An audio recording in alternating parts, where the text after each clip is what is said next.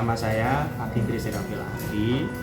Saya di sini sebagai ibaratlah pemilik, sekaligus yang membangun, juga sekaligus yang membantu melatih daripada teman-teman anak-anak, bocah maupun remaja di bidang pedalangan. Awal mula berdirinya Sanggar Panjilaras itu sendiri adalah perkumpulan daripada teman-teman anak-anak, entah itu di bawah saya ataupun pantaran saya. Awalnya ini hanya dijadikan sebagai tempat berkumpul dan bermain, dan juga latihan, cuman sewaktu itu belum kita jadikan sebagai wadah formal. Tapi karena kita di sini mengenal bahasa Panjilaras kepemilikan saya, jadi kayak teman-teman tuh cenderung kayak menyebut, yuk main ke Panjilaras. Panjilaras itu tempat siapa sih? Itu tempat Mas Pake. Maka daripada, kalau kata dari salah satu orang tua kami, daripada hanya sekedar seperti itu, lebih baik kita lembagakan menjadi sebuah sanggar yang tunggal atau sanggar yang memang berdiri untuk ajang pelatihan dan berkumpul dan berkegiatan. Kita ajukan ke dinas kemana-mana, dari itu akhirnya jadi lantaran kita mendirikan Sanggar Panjilaras ini. Berawal dari teman-teman berkumpul, berkreasi, bergerak, melangkah, pentas, dan akhirnya kita lembagakan menjadi sebuah Sanggar Panjilaras. Itu sendiri saya nggak tahu, karena bisa dikatakan yang orang Jawa tuh udah orang tua saya. Saya lahir di Jakarta asli, dan saya nggak pernah sekolah pedalangan, atau kita menyebutnya mungkin ya akademisi kesenian, itu bukan lulusan sarjana seni, bukan. Kita hanya belajar di sanggar yang dulu, sanggar yang lama. Kenapa sih wayang kulit? Ya karena dasar awalnya itu suka. Jadi ketika orang tua punya hobi nonton wayang, saya diajak nonton wayang untuk pertama kali, itu menjadi kesukaan saya. Apalagi dulu yang saya suka itu kalau sudah melihat wujud gunungan. Saya dulu suka banget dengan gunungan, kalau udah mainin gunungan. Jadi secara nggak langsung itu merupakan sebuah bentuk hobi, kesukaan. Berawal dari nonton wayang sampai sehingga orang tua saya tuh kerepotan.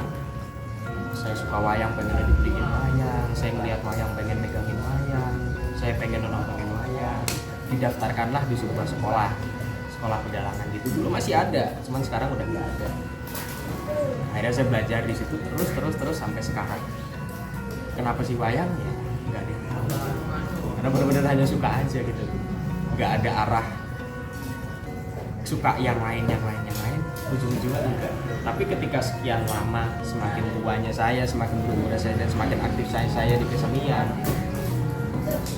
ternyata seluruh kebudayaan, apalagi anggaplah budaya-budaya Jawa yang lain, entah itu dalam wujud tarian atau wujud apapun itu, ternyata melebur juga, masih sinkron dengan kita yang berjalan di wayang kulit. Jadi itu alasannya. Berarti emang ini ya, memang bukan dari orang tua dalang gitu, bukan ya, karena memang dari hobi atau kesukaan aja ya. Iya. Oh keren, aku tuh tadi apa yang dibawa kan orang tua dalang gitu. Biasanya kan gitu ya. Enggak. Pada nyatanya aja ya, ini saya masih lumrah keturunan Jawa meskipun Jawa Madura. Ini anak ini yang sedang latihan Medan Sulawesi, atau yang kemarin itu Cina dan Bengkulu kalau nggak salah. Itu malah yang nggak ada dari Jawa sendiri mau belajar wayang kulit. Ada yang ini juga menguasai wayang kulit. Itu kan sebenarnya keanehan. Masih lumrah kalau misalkan masih keturunan Jawa. Tapi kalau udah enggak, itu kan udah aneh. Ya makanya ya kita nggak bisa memungkiri, namanya suka ya pasti akan dikejar begitu. Strategi kita udah melakukan berbagai cara. Contoh, kita setiap mengadakan setiap pementasan, atau ketika saya sedang pentas, entah itu dalam wujudnya tanggapan atau apapun, pasti kita akan menggunakan sosial media, entah itu streaming, entah itu YouTube, entah itu yang lain. Strategi untuk penonton, setiap setiap daerah atau setiap tempat, bahkan itu punya kefavoritannya tersendiri.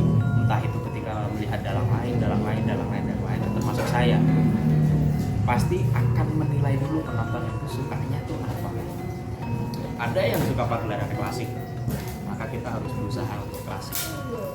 Itu untuk ditonton untuk kalangan-kalangan orang-orang tua atau jamaah asli.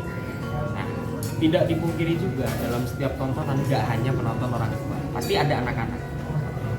Kita buat sesuatu yang tidak membosankan, itu yang dinamakan pagelaran daram. Memang tidak meninggalkan marwah daripada keklasikan seni budaya wayang kulit itu sendiri, tapi kita tambahkan bumbu, entah itu segi iringan kah, atau itu berdasarkan durasi kah yang agak kita percepat atau kita kurangi, atau segi penampilan yang kita buat semeriah mungkin demi agar tidak jenuh. Dan terkadang ketika kita pementasan yang betul-betul dihadapkannya anak-anak, ya kita harus meninggalkan contoh budaya Jawa, budaya Jawa, bahasa Jawa. Karena kalau anak-anak, apalagi saya yang berdomisili di Jakarta, akan sangat sulit ditangkap oleh anak-anak ketika kita menggunakan bahasa Indonesia dengan bahasa Jawa dengan audiens anak-anak Jakarta itu sendiri. Kita pakainya bahasa Indonesia, atau bahkan kita punya wayang bentuknya wayang puisi, iringannya itu bukan gamelan tapi gitar, kayak gitu. Kita buat seperti itu juga dengan cerita-cerita yang kepahlawanan dan lain sebagainya.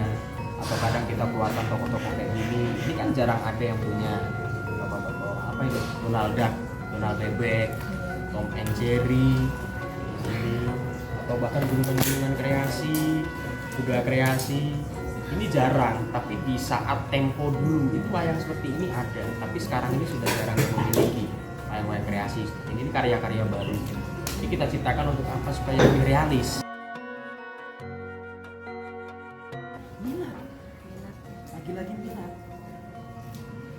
Yaudah nih. Ya, cobaan kita tuh lagi-lagi adalah mencari minat. Karena apa?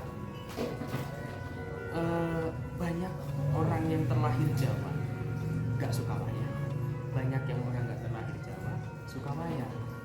Nah ini kan ada plus minus sendiri. Kok yang Jawa gak suka wayang, tapi kok yang bukan orang Jawa suka wayang tapi susah ngerti bahasanya. Pasti kan kayak gitu problematiknya. Belum lagi pasar. Nah, namanya menggelar budaya wayang kulit itu mahal, memang betul-betul mahal, entah itu sewanya kah, entah itu per tim, karena kan pementasan wayang itu dalam satu tim itu terdiri dari beberapa puluh anggota, bahkan pemain gamelannya beberapa puluh anggota, itu semuanya harus dibayarkan. Itu kalau dikalkulasi bisa habis puluhan juta untuk sekali pertunjukan wayang. Itu kendalanya. Jakarta dibanding Jawa beda perkembangan ekonominya, secara nominal pun berbeda. Makanya mungkin kalau di Jawa kita tahu nanggap wayang kok bisa sekian juta, tapi kok kalau di Jakarta sekian, yaitu pengaruhnya.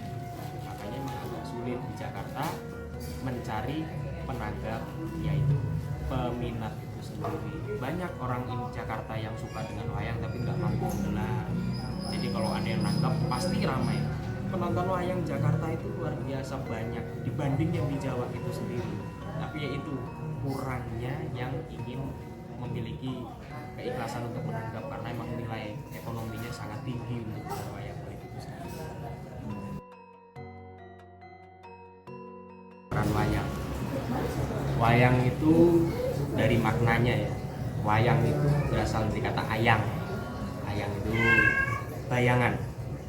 Secara nggak langsung, wayang itu adalah bayangan hidup dari makhluk, yaitu manusia.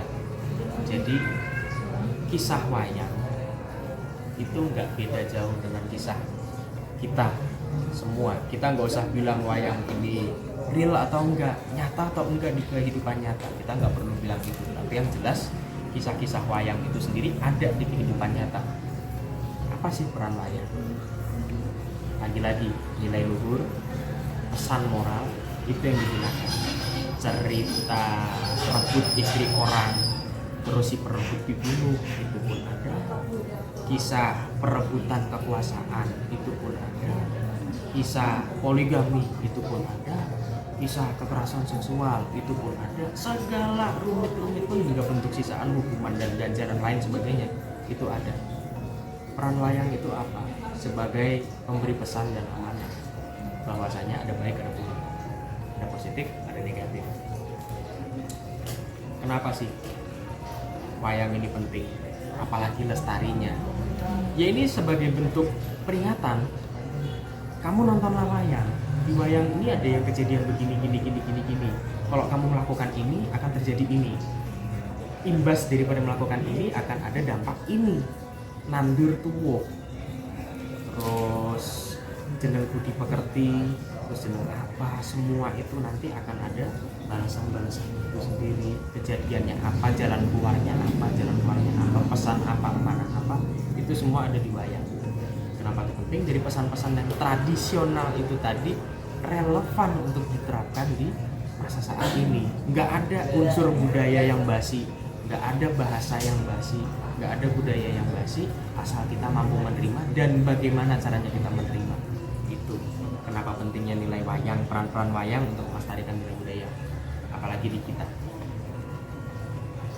Jadi kalau cerita-ceritanya itu memang dibikin serasa mungkin ya? Iya, meskipun anggaplah di wayang tuh ada raja, ada dewa, ada apa. Ya ini kan tokoh-tokoh Hindu.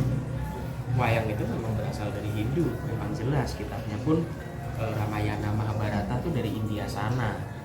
Yang ketika di bumi Nusantara ini ibaratnya untuk keperluan, anggaplah keperluan dakwah syiar Islam atau keperluan ritual orang pada masa lalu digunakan sebagai penyampai pesan moral dan amanah lagi. Memang yang awalnya ini jadinya ritual dan segala macam, ujung-ujungnya ini sebagai sarana pertunjukan. Bahkan ada kisah yang Sunan Kalijogo menggunakan media wayang ini untuk sebagai sarana orang-orang untuk mengikuti agama Islam melalui cara penyebaran dengan kisah wayang. Itu kan ada, itu yang sudah dijawanisasikan bahasanya. Ya itu berarti kan wayang ini sangat berpengaruh banget untuk masyarakat. Wayang ini sangat bisa ditempatkan di segala posisi asal tidak merubah dari marwahnya. Contoh dia raja, ya memang raja seperti itu. Kenapa sih diubah seperti umpamanya di kisah Mahabharata aslinya seperti ini, kok di Jawa seperti ini? Ya contoh, seorang Pandawa kalau di India sana, Pandawa itu kan ada 5, Kuntadewa, Werkudara, Janaka, Nakula, Sadewa. Ini memiliki istri 1, Drupadi. Berarti kan Drupadi ini poliandri, menikahi 5 laki-laki sekaligus. Ini kan tidak cocok di Indonesia. Maka dibuatlah Drupadi ini hanya menikahi anak sulung Kuntadewa. Itu kan perubahan-perubahan berdasarkan budaya dan adat istiadat kita orang Jawa. Ya, berarti kan sangat penting toh pengaruhnya untuk memberi pesan bahwasanya wayang ini hidup kita banget loh. Cerminan kita itu ada di wayang. Bayang-bayang kita itu ya bayang-bayang wayang itu sendiri. Ibaratnya dalang sebagai yang memainkan wayang, Tuhan sebagai pengendali manusia. Bukan kalau kita menyamakan dalang dengan Tuhan. Oh, sangat bukan itu konteks. Seperti itu, Mbak. Tapi benar-benar ngikutin zaman banget ya. Harus banget. Apalagi tokoh-tokoh hiburan kayak begini. Ini sebenarnya kan nggak ada di cerita. Tom and Jerry, Donald Duck, hanya sebagai bumbu-bumbu pemanis supaya kok ada Donald Bebek. Suka banget anak-anak kecil nonton itu. Gak bosan dan gak mau nonton juga berarti. Iya, betul. Memang namanya perubahan itu pasti ya. Namanya kehidupan roda berputar, minat dan keinginan masyarakat kita itu akan selalu berubah. Ya kita mau nggak mau harus mengikuti itu, nggak stuck di titik seperti itu aja.